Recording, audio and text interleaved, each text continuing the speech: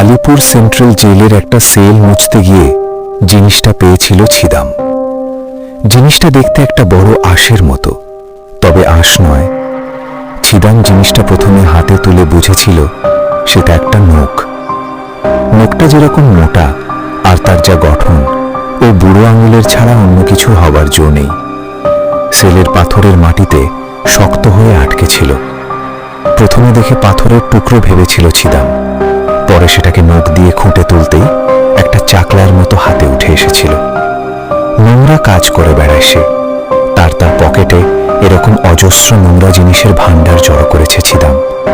কিছু না ভেবেই আজও সে নোকটাকে তার পকেটের টাকার কোচরের মধ্যে ফেলে দিয়েছিল। মনে মনে হেসেছিল। জেলের মধ্যে বন্দি থাকতে থাকতে অনেকে নোক দিয়ে দেয়ালে আছড়ে সেখান থেকে বেরোনোর চেষ্টা করে। তারই হয়তো কারোর নোক ভেঙে পড়ে গেছে। কিন্তু পরক্ষণেই তার মনে হয়েছে, পায়ের বুড়ো আঙ্গুল দিয়ে দেয়ালে আঁচড় কে কাটে? সে তো কোনো স্বাভাবিক ব্যাপার নয়। রাত্রিবেলা এক বোতল বাংলা খেয়ে ল্যাম্পপোস্টের তলায় পকেটের কোচরের থেকে নোকটাকে বের করে ছিদাম।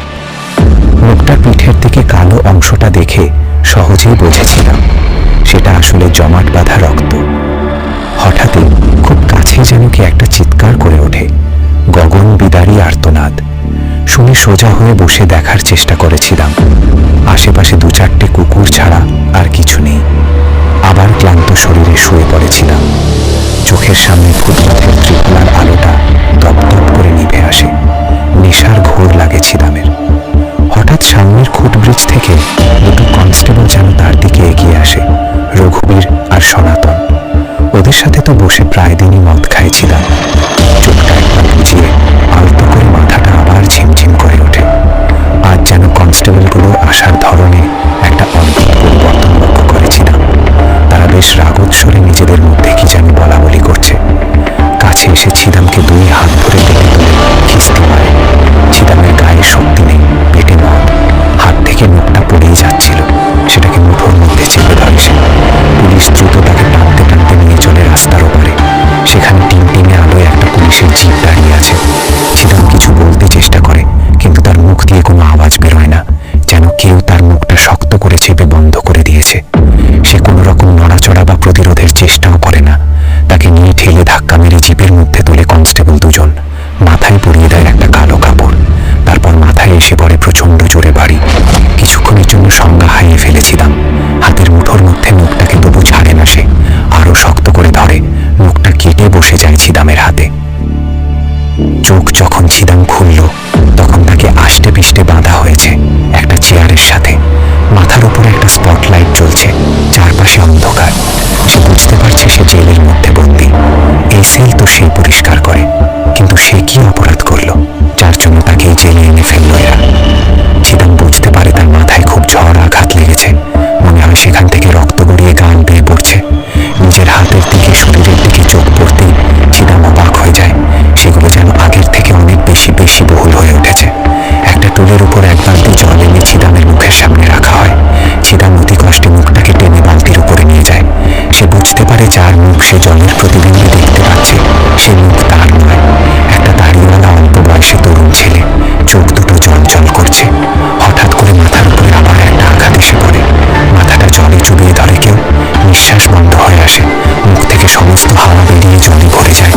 জল গিলে নেয় কিছুটা। ভেতর থেকে যেন তার এক দানব বেরিয়ে আসতে চেষ্টা করেছে ছিদামরে, কিন্তু তার হাত পা বাঁধা। জলের মধ্যেই খেবা সাবুদের মতো ছটফট করতে থাকে ছিদাম। তার নিঃশ্বাস বন্ধ হয়ে আসে। চোখের পর্দায় সে অন্ধকার দেখে। কেউ যেন চুলের মুঠি ধরে মাথাটাকে সোজা করে দেয়। এক ঝাঁকানিতে ছিদামের গলার শিরায় টান ধরে। বাকিদের লোকেশন বল। হাবিব, মনিরুল, অনিমেষ, শ্রীকান্ত, তোরা সব মাওয়ের চেলা। হেসে উঠে লোকটা। ছিদামের চোখে তখনও ধাঁধা লেগে আছে। এবার বুঝবি রাষ্ট্রের বিরুদ্ধে ষড়যন্ত্রের কি শাস্তি হয়।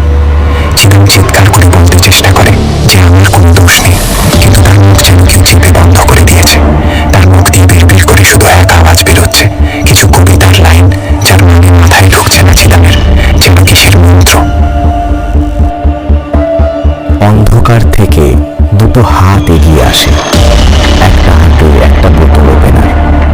ছিদামের হাতের মুখে সেই বোতল ওপেনার বসায়। আবার প্রশ্ন ভেসে আসে, কিরে লোকে লোকেশন বল। ছিদাম অবাক হয়ে অন্ধকারের দিকে তাকায়। কারণ মুখ দেখতে পায় না সে, বুঝতে পারে না সে কি বলবে, কারণ তার মুখ দিয়ে কে যেন চিৎকার করে বলে ওঠে, তোদের ওই রুল, তোদের বন্দুক, তোদের শাসনযন্ত্র একদিন ভাঙবেই। কাল সূর্য উঠুক আর না উঠুক, বিপ্লবের। আবার মুখে আবার একটা ঘুষি এসে পড়ে প্রচন্ড জোরে। মুখ থেকে রক্ত বেরিয়ে ছিটকে পড়ে দেয়ালে। বোতল ওপেনার দিয়ে মুখের উপর চাপ দেয়া হয়, তাও যেন কেউ মুখ বন্ধ করে রেখে দেয় ছিদামের। যন্ত্রণায় ছিদাম কাতরাতে থাকে। তারপর প্রচন্ড চাপে তার নখটা উপড়ে যায়। এক প্রশ্ন কানের কাছে ফিস ফিস করে বলতে থাকে, লোকেশন, লোকেশন, লোকেশন। জানা নেই, কিছু জানা নেই ছিদামের। কি হচ্ছে তার মাথার মধ্যে, সব তালগোল পাকিয়ে যায়। এক এক করে তার হাতের প্রতিটি আঙ্গুলের, তারপর তার পায়ের নখগুলো উপড়ে তুলে ফেলে পুলিশগুলো। কল কল করে রক্ত বের হতে থাকে। একজন একটা হাতুড়ি নিয়ে তার ঠোঁট দুটো ভাগ করে দাঁতের ওপর এক ঘা বসায়। ভেঙে যায় দাঁত, ফিনকি দিয়ে রক্ত ছোটে। লোকেশন জানা নেই, লোকেশন বলবো না, তোমাদের লোকেশন জানাবো না, জানাবো না। জ্ঞান হারায় ছিলাম।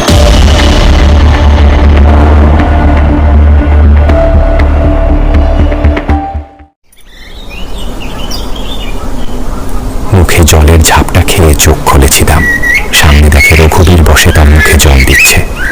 রঘুবীরকে দেখে ভয় পেয়ে যাচ্ছিলাম। চারিদিকে তাকিয়ে দেখে ভোর হতে চলেছে। রাস্তার মোড়ের চায়ের দোকানটা সবে খুলেছে। রঘুবীর হেসে বলে ওঠে, ছিদামদা, কালকে একটু বেশি খেয়ে ফেলেছিলে বোধহয়। সকালে এসে দেখলাম ল্যাম্পপোস্টের তলাও ওইখানটা মাথা ঠেকিয়ে পড়ে আছো, আর শুধু ঘুমিয়ে যাচ্ছ। মাথাটা কাটলো কি করে? মাথায় হাত দিয়ে ছিদাম দেখে কপালের ওপরটা কাটা, এখনো রক্ত জমাট বেঁধে আছে। সনাতন তো তোমার এই অবস্থা দেখে অ্যাম্বুলেন্স ডাকতে ছুটেছে। এখন ঠিক আছি রে। তাহলে কি স্বপ্ন দেখছিল ছিদাম? এখনো তার বুকটা ধড়ফড় করছে। রঘুবীর চায়ের দোকানে চলল তার জন্য চা আনতে।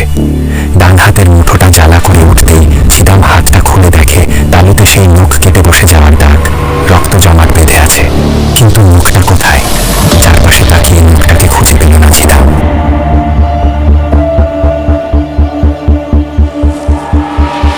এতক্ষণ আপনারা শুনছিলেন অরিন্দম রায়ের লেখা গল্প নোক। গল্পটি আপনাদের কেমন লাগলো তা আমাদের জানাতে ভুলবেন না। আপনাদের মতামত আমাদের আগামীর পথ চলায় অনেক বড় অনুপ্রেরণা।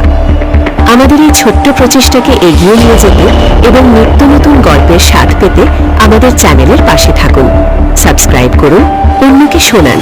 মনে রাখবেন, আপনাদের ভালোবাসার ৩২ ভাজা আপনাদের সুখে দুঃখে সবসময় পাশে আছে। ভালো থাকুন, সুস্থ থাকুন। ধন্যবাদ।